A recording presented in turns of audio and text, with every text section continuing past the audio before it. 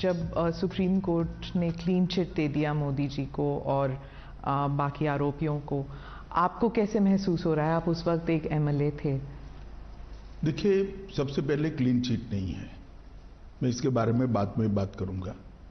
Supreme court ने पूरे आरोपों को खारिज किया है और आरोप क्यों घड़े गए इसके बारे में भी सुप्रीम कोर्ट ने कहा है। एक प्रकार से आप कह सकती हो कि सुप्रीम कोर्ट ने ये आरोप पॉलिटिकली मोटिवेटेड है, ये भी सिद्ध कर दिया है। सुप्रीम कोर्ट के जजमेंट ने सिद्ध किया है। जहां तक कैसा लगा का सवाल है, 18-19 साल की लड़ाई, देश का इतना बड़ा नेता एक शब्द बोले बगैर सभी दुखों को भगवान शंकर के विषपान की तरह गले में उतारकर सहन कर कर लड़ता रहा, और आज जब अंत में सत्य सोने की तरह बह रहा है, चमकता हुआ बह रहा है, तो आनंद ही होगा। मैंने बहुत नजदीक से मोदी जी को इस दर्द को झेलते हुए देखा है, इस आरोपों को झेलते हुए देखा है, और सब कुछ सत्य होने के बावजूद भी क्योंकि न्यायिक प्रक्रिया चालू है, हम कुछ नहीं बोलेंगे। इस स्टैंड को कोई बहुत मजबूत मन का आदमी ही ये स्टैंड ले सकता है। ये अभी जो इंटरव्यू हम कर रहे हैं वो मैं 2003 में भी गुजरात के गृह मंत्री के नाते कर सकता था, पार्टी के अध्यक्ष के नाते भी कहते, क्योंकि परिस्थिति में कोई बदलाव नहीं है, फैक्ट था। परंतु संपूर्ण न्यायिक प्रक्रिया जब तक समाप्त नहीं हुई तब तक मोदी जी ने इसको प्रभावित करने के लिए कुछ नहीं कहा, चुपचाप उसको सहन करते रहे। मैंने आपसे भी पूछा ये सवाल, मैंने मोदी जी से भी पूछा, और आप दोनों यही कहते थे कि न्यायिक प्रक्रिया चालू है इसलिए मैं कुछ बोलूंगा नहीं। आपने भी यही कहा और मोदी जी ने भी यही कहा। 19 साल हो गए हैं, तो 19 साल में आप इधर उधर की बातें करते थे, पूरा आप डिटेल में नहीं जाते थे। अब आप क्या बता सकते हैं कि क्या हुआ उन दिनों में? सबसे पहले 19 साल के बाद सुप्रीम कोर्ट की खंडपीठ ने आज जो जजमेंट दिया है, उस जजमेंट से मोदी जी पर लगे हुए सारे गलत आरोप को खारिज कर दिया गया, और यह भी कहा गया है कि कुछ लोगों ने उस आरोपों को पॉलिटिकली मोटिवेटेड तरीके से लगाया था, to keep the pot boiling कहा। हाँ, वेस्टेड इंटरेस्ट था। कौन थे वो आपके हिसाब से? नाम मैं बताता हूं बाद में। और तीसरा, इससे भारतीय जनता पार्टी की सरकार पर जो धब्बा लगा था वो भी धुला है, और मोदी जी जैसे वैश्विक नेता पर जो गलत आरोप लगाए थे, मैं मानता हूं कि लोकतंत्र के अंदर मोदी जी ने संविधान का सम्मान कैसे हो सकता है, इसका एक आदर्श उदाहरण सभी राजनीति में काम करने वाले लोगों के सामने करा। मोदी जी की भी पूछताछ हुई थी, किसी ने धरना प्रदर्शन नहीं करा था। देश भर से कार्यकर्ता आकर मोदी जी के समर्थन में सॉलिडारिटी के लिए खड़े नहीं हुए थे। हम कानून को कोऑपरेट किए थे, मेरी भी अरेस्ट हुई थी, कोई धरना प्रदर्शन नहीं करे थे। और जब सत्य इतनी लंबी लड़ाई के बाद बाहर आता है विजयी होकर, तो सोने से भी ज्यादा उसकी चमक होती है। और मुझे बहुत अच्छा लग रहा है कि आज जिन लोगों ने भी मोदी जी पर आरोप लगाए थे, अगर उनकी अंतरात्मा है तो उन्होंने मोदी जी की और भारतीय जनता पार्टी की क्षमा मांगनी चाहिए। सिर्फ आरोप लगे थे क्या? दंगे हुए तो थे ना? आरोप क्या था? दंगे मोटिवेटेड थे, दंगों में राज्य सरकार का हाथ था, दंगों में मुख्यमंत्री का हाथ था, यहां तक भी कह गए। आरोप यह था, दंगे से कौन इनकार कर रहा है? देश में दंगे कई जगह पे हुए हैं। तो क्या उन दिनों में आप भी थे वहां पर? तो उन दिनों में क्या पुलिस जो है, जो कहते हैं कि पुलिस कुछ कर नहीं पाई, जो कुछ ऑफिशियल्स थे वो they were not able to do much, और बहुत से लोग कहते हैं कि वहां पॉलिटिकल जो व्यू था, इस वजह से ना तो पॉलिटिकल ना तो ब्यूरोक्रेसी ना ही पुलिस इतना कर पाई रोकने के लिए, दंगे रोकने के लिए। देखिए, भारतीय जनता पार्टी की विरोधी राजनीतिक पार्टियां, कुछ आइडियोलॉजी के लिए राजनीति में आए हुए पत्रकार और कुछ एनजीओ ने मिलकर, ये त्रिकूट ने मिलकर ये आरोपों को इतना प्रचारित किया और इसका इकोसिस्टम भी इतना मजबूत था कि धीरे धीरे झूठ को ही सब सत्य मानने लगे। पर उस वक्त तो आपकी सरकार दिल्ली में भी थी और आपकी सरकार गुजरात में भी थी, तो फिर मीडिया को या फिर उन लोगों का नेटवर्क इतना स्ट्रांग कैसे था? हमारी सरकार का कभी भी मीडिया के काम में इंटरफेरेंस का दखल ही, मतलब हमारा एटीट्यूड ही नहीं है, ना उस वक्त करा था ना आज कर रहे हैं। परंतु उस वक्त जो इकोसिस्टम बनी थी, वो इकोसिस्टम ने एक झूठ के पुलिंदे को इतना हवा बनाकर जनता के सामने खड़ा कर दिया कि इसके इन्फ्लुएंस में सभी लोग थे, शायद कोर्टें भी होगी। अगर सत्य था तो फिर एसआईटी की क्या जरूरत थी? एसआईटी में आज मैं आपको सत्य बताता हूं, एसआईटी का ऑर्डर कोर्ट का नहीं था। एक एनजीओ ने एसआईटी की मांग करी, कोर्ट ने फॉर सेक ऑफ आस्किंग हमारे लॉयर को पूछा, हमारे लॉयर ने कहा मुझे इंस्ट्रक्शन लेने पड़ेंगे। लंच आवर के बाद फिर से कोर्ट बैठी, हमारी सरकार ने कह दिया कि हमें कुछ छुपाना ही नहीं, तो एसआईटी बने, हमें क्या आपत्ति है। It was consented decision, Gujarat सरकार की रिकॉर्ड पर कंसेंट है। कोर्ट ने अपने जजमेंट में भी लिखा है कि एनजीओ की मांग थी, गुजरात सरकार ने कंसेंट दी। हम बहस कर सकते थे, मगर क्यों करें, क्योंकि हमें कुछ छिपाना ही नहीं था। आज जब जजमेंट आया है तब तय हो गया है कि जजमेंट में लिखा हुआ नाम मैं बोलता हूं, एक पुलिस अफसर का नाम दिया है, एक एनजीओ का नाम दिया है और कुछ पॉलिटिकल एलिमेंट्स का नाम दिया है। ये तीनों ने मिलकर जजमेंट के अंदर ये स्पष्ट कर दिया है कि सनसनी खड़ी करने के लिए झूठ बातों को फैलाया गया, झूठ बातों को आगे बढ़ाया गया और झूठे सबूत घड़े गए। एसआईटी को जो जब जवाब लिखवा रहे थे तब भी उनको मालूम था कि ये झूठा जवाब है, जिसको एसआईटी ने भी बाद में कोर्ट के सामने रखा कि ये झूठे जवाब थे और वो जानते थे कि झूठे। आज कोर्ट ने स्पष्ट कर दिया कि सरकार ने दंगा रोकने के लिए भरसक प्रयास किए। कोर्ट ने यह तय कर दिया कि मुख्यमंत्री ने बार बार शांति की अपील की थी। कोर्ट ने यह तय किया घटनाएं मतलब ट्रेन जलाने की घटना के बाद जो दंगे हुए वो सुनियोजित नहीं थे, स्वप्रेरित थे। ये भी कोर्ट ने आज जजमेंट में कह दिया और तहलका द्वारा किए गए स्ट्रिंग ऑपरेशन को भी कोर्ट ने खारिज कर दिया, क्योंकि इसका आगे पीछे का पूरा फुटेज जब आया तब मालूम पड़ा कि स्ट्रिंग ऑपरेशन पॉलिटिकली मोटिवेटेड है। सेना को बुलाया नहीं गया इतनी देर तक, 3 दिन नहीं बुलाया गया। आज सुप्रीम कोर्ट ने कहा देयर वाज नो डिले, लेकिन क्या सेना, अगर आप उस वक्त होम मिनिस्टर होते, गृह मंत्री होते, तो क्या आप सेना को बुलाते नहीं जल्दी? नहीं, जहां तक गुजरात सरकार का सवाल है, हमने कोई लेट लतीफी नहीं करी थी। जिस दिन गुजरात बंद का ऐलान हुआ उसी दोपहर को हमने सेना को बुला लिया था। सेना को पहुंचने में थोड़ा समय लगता है। आप हमारा हिसाब मांगती है, मांगना भी चाहिए, मुझे जवाब भी देना चाहिए, परंतु मैं क्लियर कर दूं, जहां तक गुजरात सरकार का सवाल है, एक दिन की भी देरी नहीं की है। रिकॉर्ड बहुत स्पष्ट है, कोर्ट ने भी इसको अप्रिशिएट किया है। परंतु दिल्ली में सेना का मुख्यालय है, दिल्ली में इतनी सेना है, जब इतने सारे सिख भाइयों बहनों को मार दिया, 3 दिन तक कुछ नहीं हुआ। कितनी एसआईटी बनी? हमारी सरकार आने के बाद एसआईटी बनी। कितनी अरेस्ट हुई? इतने सालों तक सिख नरसंहार में विपक्ष की सरकारें रही, कभी अरेस्ट नहीं हुई, और वो लोग हम पर आरोप लगा रहे हैं। पार्शियलिटी के।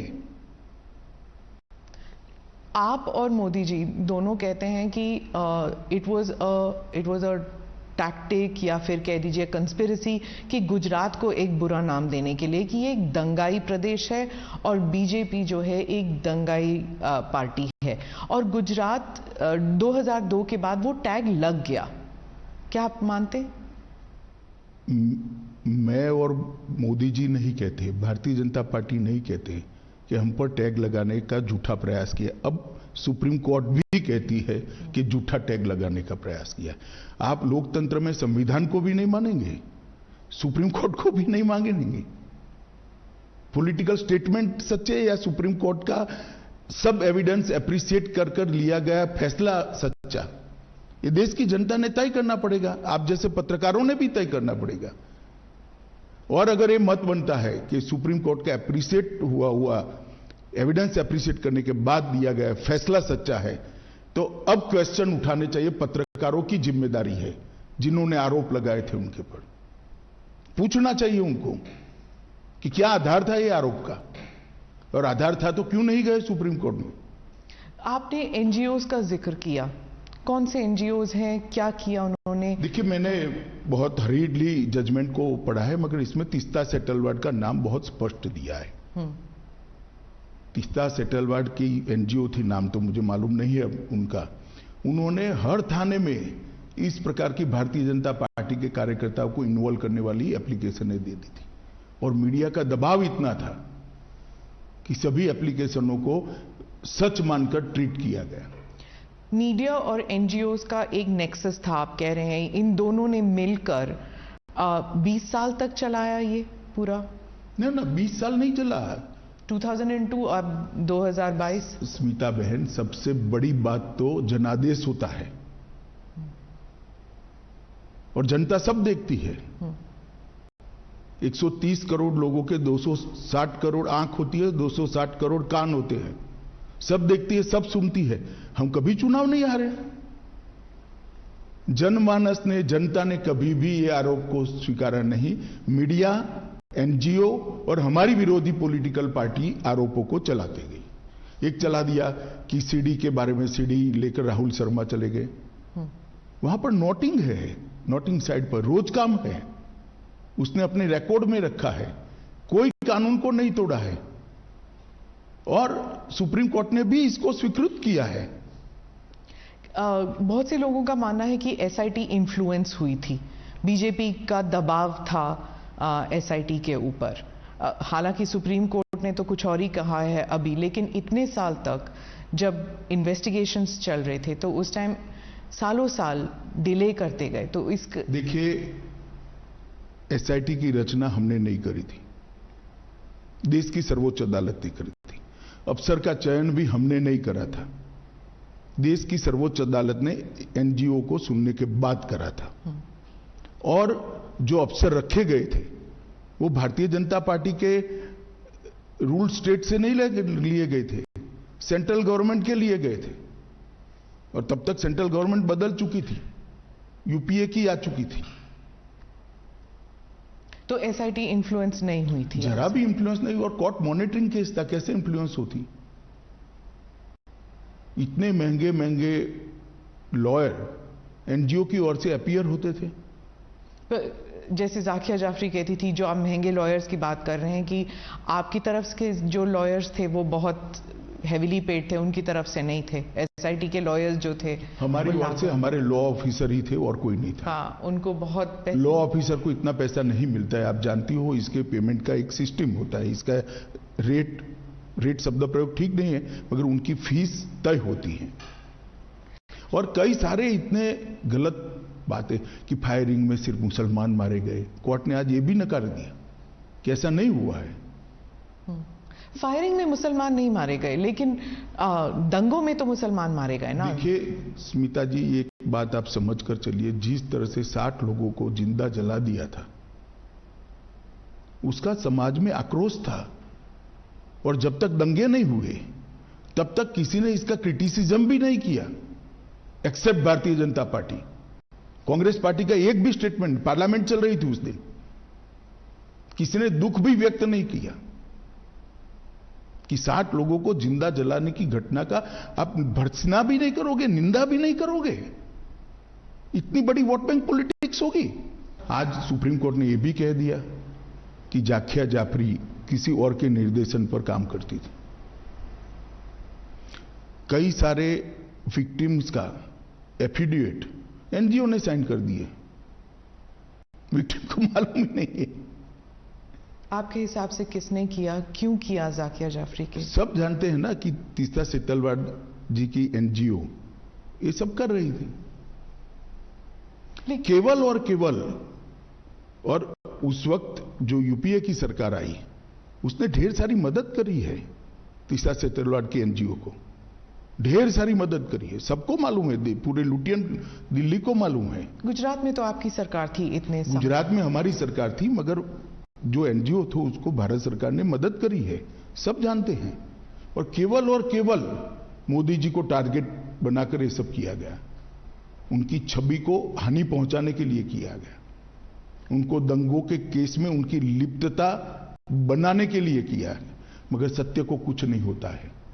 ये लंबी लड़ाई मोदी जी ने बहुत धैर्यपूर्वक सारी वेदनाओं को, वो विष को हजम करते हुए लड़े और आज चमकते सूर्य की तरह सत्य बाहर आया है। मोदी जी जीत कर बाहर आए हैं। भारतीय जनता पार्टी के दंगों का कोई आरोप नहीं रहता। और मैं पूछना चाहता हूं, जो हम पर लगाते हैं, उनके शासन जहां जहां रहे हैं वहां दंगे नहीं हुए हैं क्या? उत्तर प्रदेश का वो इतिहास उठाकर देख लीजिए। पर कभी लेबल नहीं लगा किसी पर? लेबल लगाया नहीं आप लोगों ने, लेबल हमने थोड़ी ना लगाया है, लेबल फैक्ट के आधार पर थोड़ी ना लगा है। आप भी नहीं लगा पाए एज अ पॉलिटिकल? हम करते ही नहीं, हम करना भी नहीं चाहते। हम क्यों किसी पर लगाए लेबल? दंगों का पॉलिटिकल उपयोग करना ही नहीं चाहिए।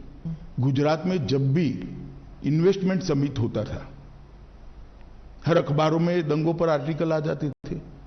10 साल तक, 12 साल तक कंटिन्यूअस आए। मोदी जी जब भी विदेश जाते थे, उनको एम्ब्रेस करने के लिए विदेश के अखबारों में आर्टिकल छपाए गए। एक व्यक्ति को परेशान करने के लिए कैसा हो सकता है? मुझे तो लगता है आप जैसे व्यक्तियों ने थीसिस लिखना चाहिए कि विसिएट कैंपेन कैसा होता है। ये कैंपेन चलाने वालों से सीखिए। तो इसलिए सुप्रीम कोर्ट का ये वर्डिक्ट इतना अहम क्यों है पार्टी के लिए और मोदी जी के लिए? मतलब आप जब इतिहास लिखेंगे आपकी पार्टी के लिए, तो 20 साल बाद, क्योंकि आज का जो युवा है वो तो जानता भी नहीं शायद 2002 में हुआ क्या, क्योंकि ये 20 साल पुरानी बात है। तो आज के युवा जब ये देखेंगे तो उस दिन क्या हुआ, उन 3 दिनों में क्या हुआ? क्या आपको अब कोई रिग्रेट्स हैं? और अब आप क्या देखते हैं इस सुप्रीम कोर्ट के वर्डिक्ट को? पहले एक बात समझ लीजिए, आज का युवा नहीं जानता है ऐसा आप कह सकते हो। इतिहास हजारों साल जिंदा रहता है और झूठे आरोप जो होते हैं उसका निरसन न्यायालय के माध्यम से होना बहुत जरूरी है। और इसलिए लंबी लड़ाई, 18-19 साल लंबी लड़ाई मोदी जी भी लड़े हैं और सत्य ढूंढने वाले लोग भी लड़े हैं और आज विजयी होकर बाहर आए। क्या इसलिए ये लड़ाई जरूरी थी? मतलब कि आप इतिहास जब लिख रहे हैं अपनी पार्टी के लिए नहीं, किसी भी झूठ के सामने लड़ाई करना निहायत जरूरी होता है। किसी भी अपप्रचार के सामने उसको एक्सपोज करना बहुत जरूरी होता है। इतिहास तो अपने आप बनते रहते हैं।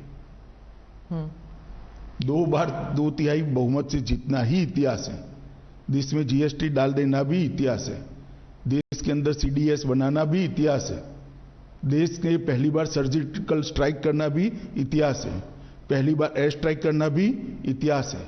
पूरे दुनिया में भारत के गौरव को आसमान तक ले जाना भी इतिहास है। इतिहास की तो खैर बहुत सारी बातें हैं, परंतु झूठ के खिलाफ लड़ाई लड़नी चाहिए और मोदी जी डट कर लड़े हैं, धैर्यपूर्वक लड़े हैं और आज विजयी होकर बाहर आए।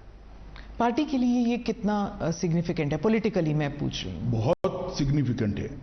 पॉलिटिकली कम, परंतु जिस प्रकार से मेरे पार्टी के सर्वोच्च नेता को विक्टिमाइज करने का प्रयास किया गया और आज कोर्ट ने उसकी धज्जियां उड़ा दी हैं, मैं मानता हूं ये जजमेंट भारतीय जनता पार्टी के हर कार्यकर्ता के लिए, न केवल मोदी जी के लिए, हर कार्यकर्ता के लिए।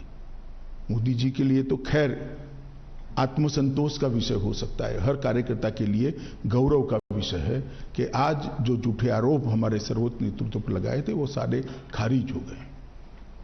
सर, गुजरात लेबोरेटरी ये एक टर्म बन गया था कि जो गुजरात में जो एक्सपेरिमेंट किया गया, यानी कि बिना मुसलमानों के सरकार हम बना सकते हैं, बिना मुसलमानों के वोट के हम सरकार बना सकते हैं, और अगर मुसलमान जरा सा इधर या उधर हो जाए, लाइन पे ना चले, तो दंगे करा सकते हैं। ये एक गुजरात एक्सपेरिमेंट और गुजरात लेबोरेटरी करके जो ऑपोजिशन पार्टीज कहते हैं कि बीजेपी जो है ये इसको एक पॉलिटिकल साइंस बना दिया है उन्होंने, और वो हर राज्य में इस्तेमाल करती है।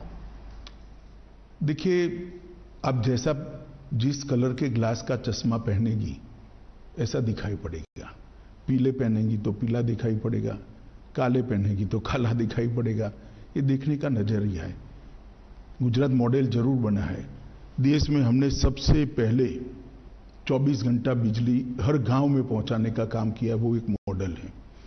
देश के अंदर 12 साल के अंदर जीरो ड्रॉप आउट रेशियो, लगभग जीरो ड्रॉप आउट रेशियो, और 99% से ज्यादा एनरोलमेंट किया बच्चों का प्राइमरी एजुकेशन के अंदर, वो भी मॉडल है। गुजरात के ट्राइबल एरिया के लिए वन बंधु कल्याण योजना लेकर आए, वो भी मॉडल है। 10% ग्रोथ रेट के साथ 12 साल तक एग्रीकल्चर ग्रोथ रेट हमने अचीव किया है, वो भी एक मॉडल है। ढेर सारे मॉडल है, हाईवेज से लेकर ग्रामीण विकास से लेकर अर्बन डेवलपमेंट तक। हमारे अर्बन डेवलपमेंट के एक्ट भी मॉडल है। जहां तक दंगों का सवाल आप कर रही है, आप एक बात समझ लीजिए, आप इतनी वरिष्ठ पत्रकार है स्मिता बहन, आप कांग्रेस के शासन के जो आपको ठीक लगे वो 5 साल, और भारतीय जनता पार्टी के शासन से जो आपको ठीक लगे वो 5 साल ले लो। कितने घंटे कर्फ्यू रहा, कितने लोग मारे गए, कितने दंगे हुए, और दंगे का ड्यूरेशन क्या था। कंपैरिजन कर लीजिए तो मालूम पड़ जाएगा कि दंगे किसके शासन में ज्यादा हुए। और दूसरी बात, ये दंगा होने का मूल कारण गोधरा की ट्रेन को जला देना था। 60 लोगों को, 16 दिन की बच्ची को मां की गोद में बैठे हुए जिंदा जलते हुए मैंने देखा है। मेरे हाथ से अग्नि संस्कार किया है मैंने गोता गांव में। इसके कारण दंगे हुए थे, और आगे जो दंगे हुए हैं वो पॉलिटिकली मोटिवेटेड थे। रिजर्वेशन का आंदोलन हुआ, दंगों में कन्वर्ट कर दिया गया। जब वो गोधरा से बॉडीज लेके गए थे अंतिम संस्कार के लिए, तब आपको लगा था कि ये there will be a blowback, मतलब कि कोई प्रतिक्रिया होगी? देखिए, उस वक्त किसी को सोचने की सुध बुध ही नहीं थी, इसलिए क्योंकि सबसे बड़ा प्रश्न ये था कि जो 59 लोग मारे गए हैं, इनके परिवार को उनका अंतिम संस्कार भी न करने देना, और कोई प्रोफेशनल इनपुट ऐसा नहीं था कि भाई इतनी बड़ी मात्रा में रिएक्शन आ जाएंगे। तो बॉडीज को परेड कर दिया गया था। परेड नहीं करा है, ये गलत प्रचार है। 16 सिविल अस्पताल में ले गया गया, और बंद एम्बुलेंस में उनके परिवार वाले अपने घर पर ले गए। आप हॉस्पिटल में थे? मैं खुद हॉस्पिटल में था। क्या देखा आपने उस दिन? क्या देखना क्या था, जली हुई लाशें थी, दुख ही दुख था, आक्रांत था, रोज था। आप एमएलए थे, लेकिन आपकी कॉन्स्टिट्यूएंसी में ज्यादा दंगे हुए नहीं कंपेयर टू बाकी जगहों में। अगर आप उस वक्त इंचार्ज होते, अगर आप होम मिनिस्टर होते, तो आप क्या करते अलग उस वक्त? देखिए, जो भी लोग थे उन्होंने अच्छा काम किया था, मगर घटना के कारण रोष इतने व्यापक मात्रा में था जिसकी भनक किसी को नहीं लगी थी, किसी को नहीं लगी थी, ना पुलिस को लगी थी ना किसी को लगी थी, और बाद में किसी के हाथ में ही नहीं रहा। सर, और देखिए, इस बात पर अनेक अदालतों में, एक सुप्रीम कोर्ट के रिटायर्ड जज के कमीशन में सब जगह बहस हो चुकी है। ये मोदी जी को कोई पहली क्लीन चिट नहीं है, नानावटी कमीशन ने भी क्लीन चिट दी है, फिर भी एसआईटी बनाई गई। और मोदी जी एसआईटी के सामने कोई नाटक करते हुए नहीं गए थे कि भी मेरे समर्थन में आ जाओ, गांव गांव से आओ, नहीं आते तो फिर एमएलए को बुला लो, एमपी को बुला लो, एक्स एमपी को बुला लो और धरना करो।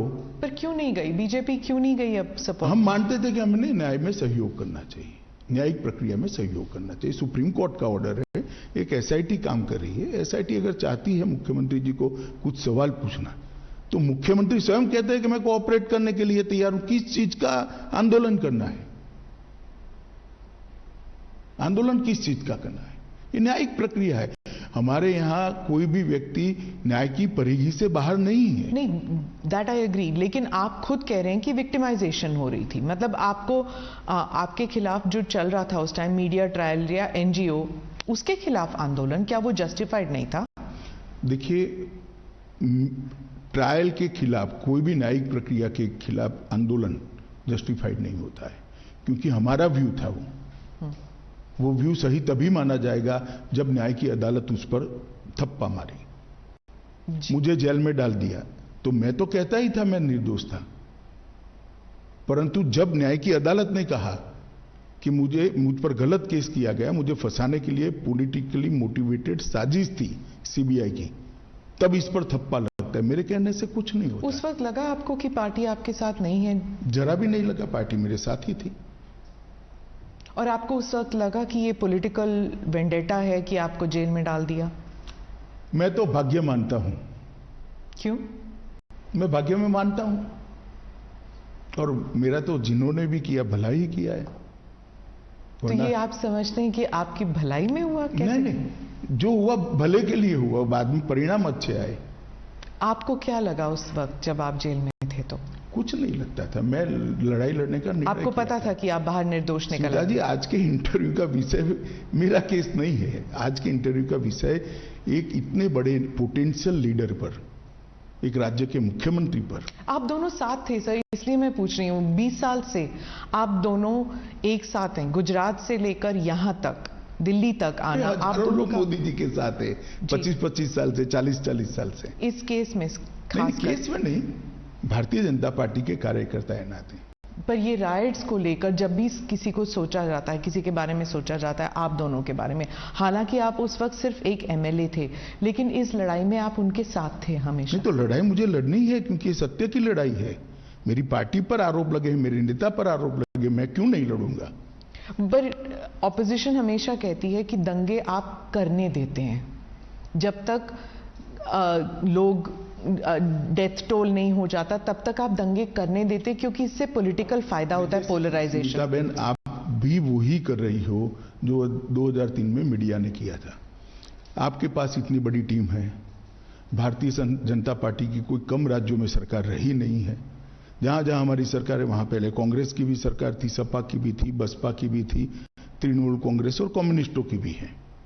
ठीक है, भारतीय जनता पार्टी का शासन का कालखंड और एवरेज दंगे और एवरेज हताहत होने वाले लोग और उनके कालखंड का आप निकाल दीजिए। आप मैथमेटिकल फॉर्मूला निकाल रहे हैं। मैथमेटिकल फॉर्मूला नहीं कह रहा, अगर हम स्पॉन्सर करते हैं तो दंगे ज्यादा होने चाहिए। दिखता नहीं है ना, वही तो वो कह रहे हैं कि आप जब स्पॉन्सर करते हैं देखना नहीं चाहते, आप देखना नहीं चाहते कि भाजपा के शासन में दंगे कम होते हैं।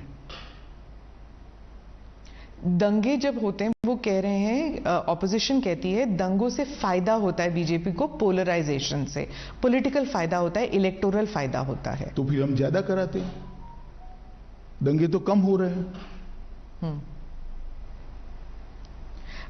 मैं गुजरात पे वापस आती हूँ, क्योंकि आप गुजरात स्पेसिफिक इंटरव्यू आपने कहा कि आप और किसी चीज पर बात नहीं करना चाहते, सिर्फ गुजरात पर बात करना चाहते हैं।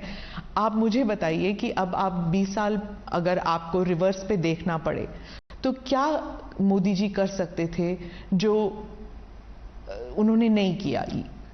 ऐसा है, सब कुछ किया है। मैं तो बहुत नजदीक से देख रहा था। इतने डिटेल में शायद ही किसी मुख्यमंत्री ने काम किया था।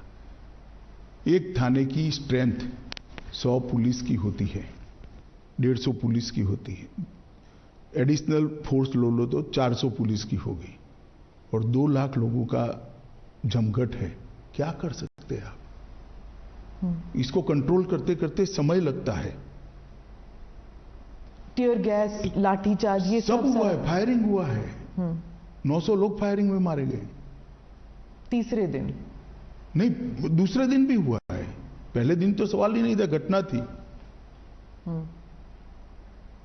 दूसरे दिन भी फायरिंग हुआ है, तीसरे दिन भी हुआ है।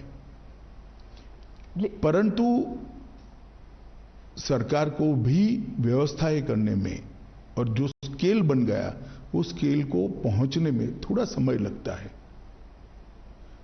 और मैं आपको बताना चाहता हूं कि मुझे पूरा मालूम है, इस वक्त गिल साहब भी हमारे यहां आए थे हमारी मदद में, मोदी जी की सरकार की मदद में। गिल साहब भी आए थे।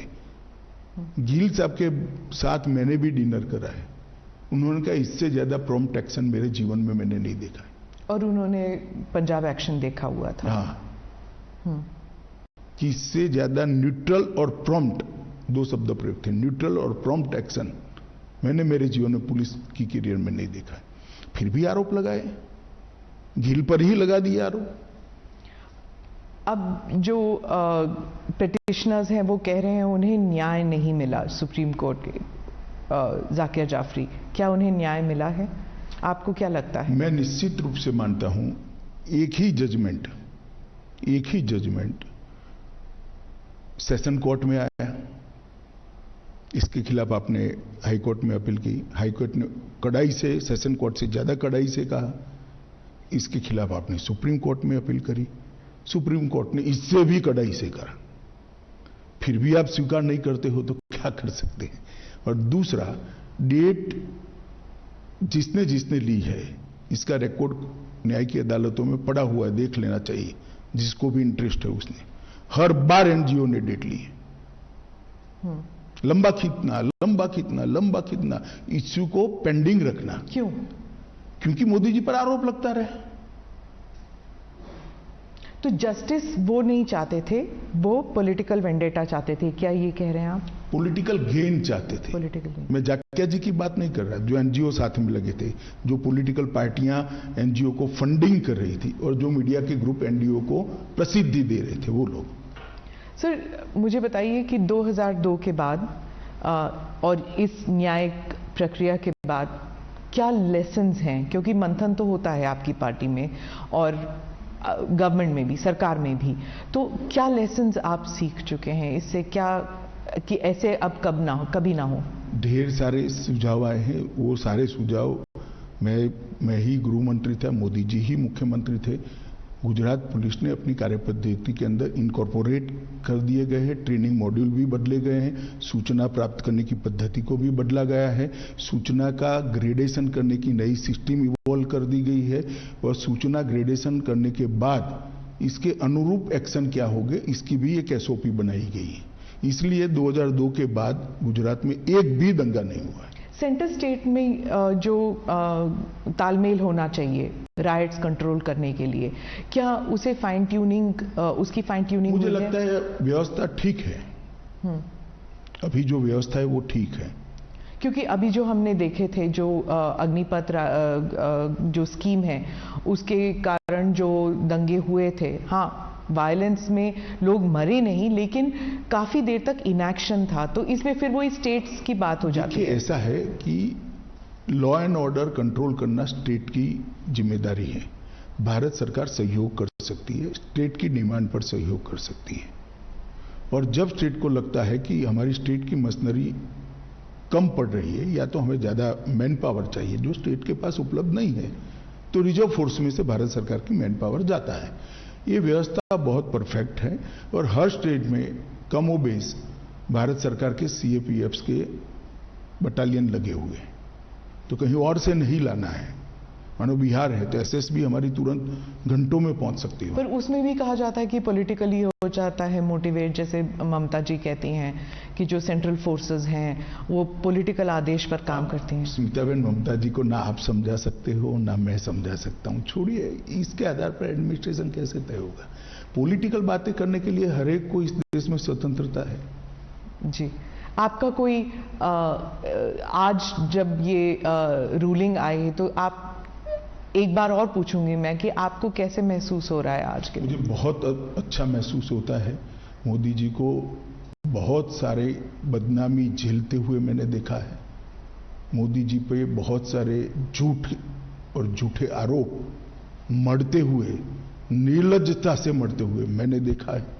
इसके बावजूद भी संवैधानिक प्रक्रिया है, कानूनी प्रक्रिया, इसके ऊपर कुछ नहीं करना है, ये बोल्ड स्टैंड लेते हुए मैंने देखा है और 18 साल धैर्य रखते हुए देखा है और 18 साल के बाद आज विजयी होते हुए भी मैंने देखा है। मुझे तो बड़ा संतोष है कि सार्वजनिक जीवन में नरेंद्र मोदी ने एक ऐसा एग्जाम्पल सेट किया है कि आरोप कितना भी झूठा हो, आप उसको न्याय की अदालत ही तय कर सकती है, सच है या झूठ है, तब तक धैर्य रखना चाहिए। सुप्रीम कोर्ट में ऑब्जर्वेशन ये भी था कि उस वक्त की सरकार ने दंगा रोकने का प्रयास नहीं किया और ये भी कि कुछ विटनेसेस जो हैं वो ऐसे जवाब दे रहे थे जैसे कि डिक्टेशन दे रहे हैं उन्हें।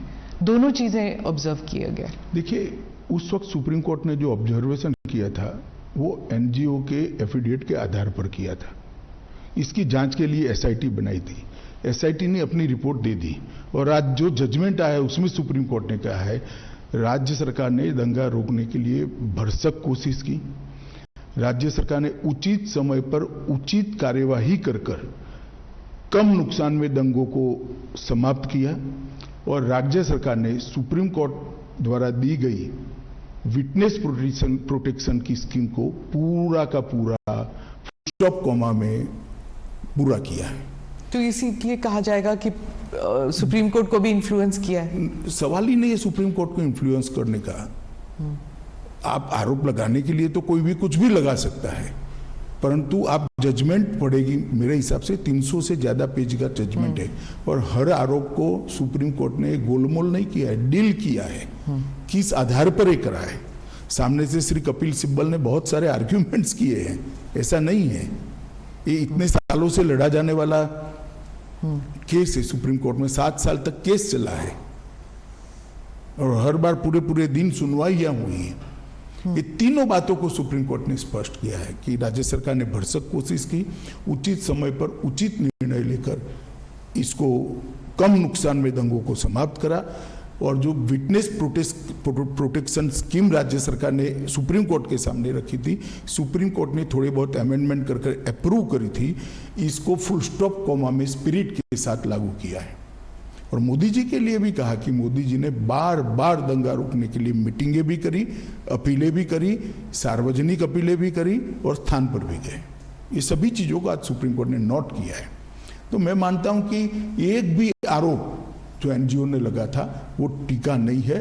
मोदी जी बिल्कुल कोई आरोप के बगैर पूरी बात से आज सुप्रीम कोर्ट के जजमेंट से बाहर आए हैं और आज सत्य का विजय हुआ है। मीडिया और एनजीओज, इन दोनों के ऊपर सुप्रीम कोर्ट ने भी कहा है, आप एक बार अगर आप कहें कि आप what do you think should be the role, और क्या रोल मीडिया ने नेगेटिव पॉजिटिव, एनजीओज ने नेगेटिव पॉजिटिव क्या किया? नहीं, त्रिकूट है, सिर्फ मीडिया और एनजीओ नहीं है। पॉलिटिकल पार्टियां भी जो एनजीओ को नर्स करती है वो भी है, आप इसको मत छोड़िए। तो आप व्हाट डू यू थिंक कि क्या इससे कोई लर्निंग लेसन्स मिलेंगे? मैं तो मानता हूं ये देखकर सबने आत्मचिंतन करना चाहिए। धन्यवाद मेरे से बात करने। Thank you. Thank you.